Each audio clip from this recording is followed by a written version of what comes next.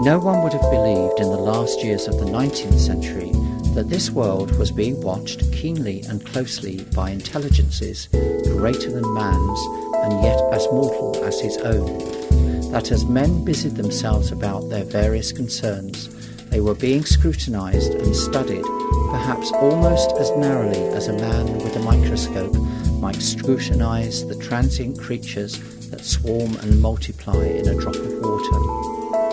With infinite complacency, men went to and fro over this globe about their little affairs, serene in their assurance of their empire over matter. It is possible that the infusoria under the microscope do the same.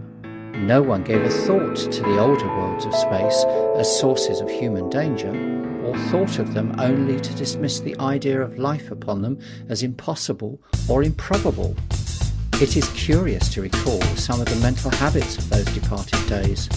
At most, terrestrial men fancied that there might be other men upon Mars, perhaps inferior to themselves and ready to welcome a missionary enterprise.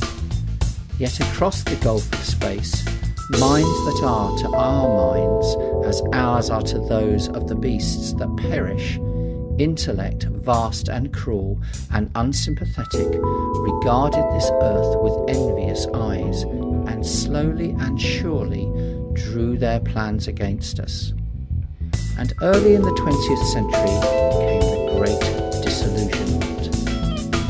The planet Mars, I scarcely need to remind the reader, revolves about the Sun at a mean distance of 140 million miles, and the light and heat it receives from the Sun is barely half of that received by this world. It must be, if the nebular hypothesis has any truth, older than our world, and long before this Earth ceased to be molten, life upon its surface must have begun its course.